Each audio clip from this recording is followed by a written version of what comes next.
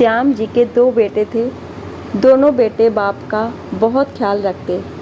श्याम जी की पत्नी बहुत पहले ही इस दुनिया से चल बसी थी। श्याम जी ने बच्चों की देखभाल बहुत अच्छे से की थी। नयन और नमन बाप का बहुत ख्याल रखते थे। नयन की शादी हो गई थी। नयन की पत्नी सीमा बहुत ही चालाक किस्म की औरत थी। जब तक नयन और नमन घर पे होते उसका मिजाज बहुत अच्छा होता, लेकिन उनके ऑफिस जाते ही एकदम गिरगिट की तरह रंग बदल लेती। आज जब दोनों बेटे ऑफिस के लिए जल्दी में निकलते हैं तो श्याम जी ने आज हिचकिचाते हुए टोक दिया, हाँ पापा बोलिए, कुछ चाहिए क्या? नमन रुक गया और नयन निकल गया। वो मेरे जूते थोड़े फट गए हैं। अरे पापा तो नए ले आओ। सीमा भाभी आज पापा के लिए नए जूते ले आइएगा। अपनी भाभी सीमा को आवाज़ लगाते हुए नमन बोला, जरा देख लेना भाभी पापा को क्या चाहिए, तुम ला देना, अभी हम लोगों को देर हो रही है, कहकर नमन जल्दी से घर से निकल गया।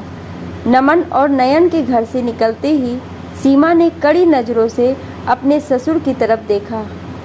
आपको इतना भी नहीं पता कि घर से बाहर जाते हुए किसी को टोकना नहीं चाहिए? क्या हो गया है आपके जूते को? सारा दिन तो घर में पड़े रहते हैं, फिर भी नए जूते चाहिए।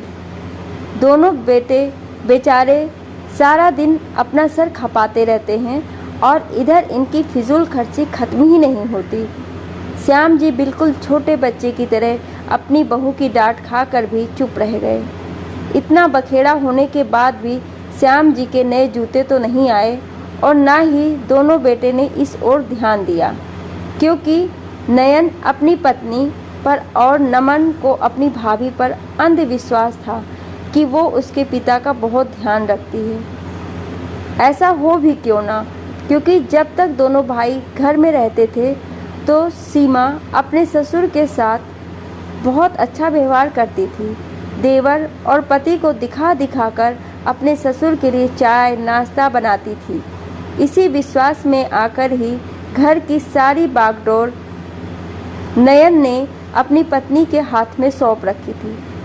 उसके खुद के पास तो इतना समय भी नहीं था कि 10 मिनट अपने पिता के पास बैठकर उनसे बात कर ले, क्योंकि दोनों भाई अपने नए बिजनेस को शुरू करने में बहुत बिजी थे। उनके पास सर खुजाने का भी समय नहीं था और वो दोनों सीमा के दोहरे चेहरे से अनभिज्ञ भी थे।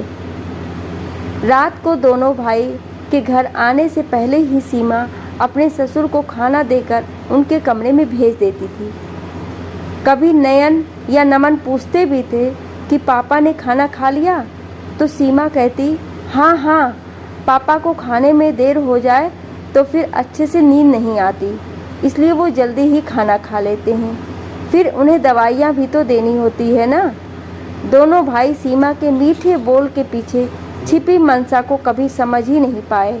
वो खुश होते, चलो कोई तो है जो पापा का इतना ध्यान रखता है, क्योंकि इन दिनों वो लोग इतना बिजी हैं कि ध्यान ही नहीं दे पा रहे हैं। एक दिन नयन और नमन को किसी क्लाइंट से मिलना था, तो नयन को जल्दी छुट्टी मिल गई।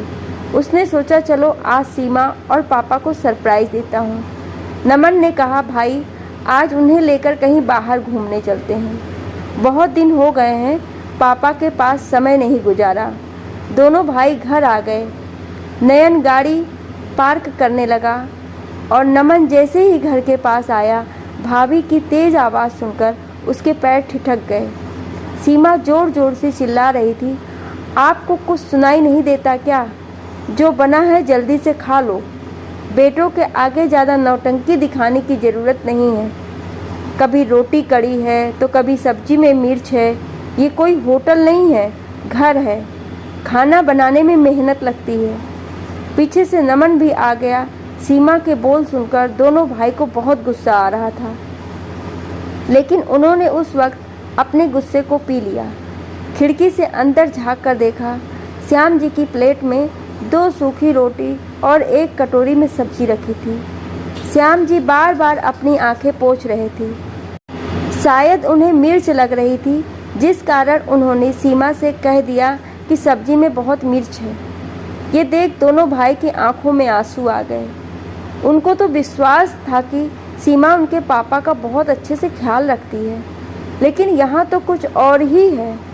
थोड़ी देर बाहर ही टहलने के बाद नयन नमन घर वापस आए। देखा तो पापा अपनी थाली उठाकर रसोई में रख रहे थे। अचानक से दोनों को देखकर सीमा सकपका गई। अरे, आज दोनों इतनी जल्दी आ गए?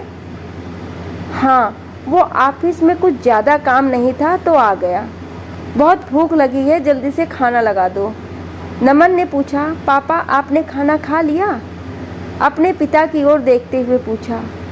श्याम जी का मुंह थोड़ी देर पहले बहू की झिड़की सुनकर उतरा हुआ था। वो कुछ बोलते उससे पहले ही सीमा बोल पड़ी, हाँ हाँ देवर जी, पापा जी ने तो अभी खाना खाया है। मैं उनके लिए बस दूध बना रही थी। पापा जी आप कमरे में जाइए, मैं दूध लेकर आती हूँ, और आप दोनों हाथ धोकर बैठिए, मैं खाना लगाती हूँ। फटाफट दोनों की थाली लगाने लगी कहकर सीमा 2 सब्जियाँ, सलाद, अचार और गरम गरम फुलके रखकर सीमा ने नयन और नमन की थाली लगा दी। नयन ने एक प्लेट में 2 रोटी और थोड़ी सी सब्जी निकाली और खाने लगा। सीमा अचकचाते हुए बोली, ये आप कैसे खाना खा रहे हैं? और देवर जी आप क्या सोच रहे हैं? आप खाना नहीं खा रहे? इतना कुछ बनाया है तो अच्छे से खाते क्यों नहीं? हम दोनों भाई तो देख रहे थे कि पापा रोज कैसा खाना खाते हैं, जो तुम उन्हें हमारे आने से पहले बड़े प्यार से खिला रही थी। नयन की बात सुनकर सीमा को काटो तो खून नहीं जी, वो सीमा हकलाने लगी। नयन लाल आंखों से सीमा को देख रहा था। नमन बोला, भाभी हमने आप पर विश्वास किया और आप मेरे पापा के साथ ऐसा व्यवहार करती हो? अरे आज हम दोनों जो कुछ भी हैं उन्हीं की बदौलत हैं। नयन बोला, तुम्हारी हिम्मत कैसे हुई मेरे पापा से ऐसे बात करने की? मैं तुम्हें पापा के सामने बेइज्जत नहीं करना चाहता, इसलिए तुम्हें समझा रहा हूँ। आज के बाद पापा रोज हम लोगों के साथ खाना खाएंगे। दरअसल गलती तो हम भाइयों की है, जो हमने अपने पापा को थोड़ा सा समय भी नहीं दे पाए। सीमा डर से कांप रही थी, क्योंकि आज उसका दोहरा चेहरा उसके पति और देवर के सामने आ चुका था। दोनों भाई उसी समय अपने पापा के कमरे में गए।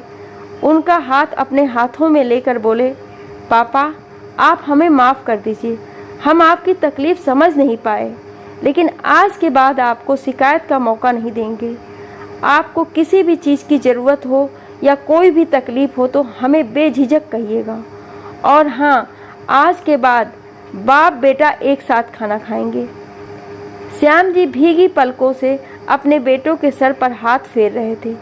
सीमा अपनी गर्दन झुकाए अपनी करनी पर पछता रही थी और सोच रही थी कि कैसे अपने पति और देवर की नज़रों में वो फिर से उठ पाएगी। वो इतना कैसे गिर गई? क्या उनकी जगह मेरे पिता होते तो मैं भी क्या ऐसा करती?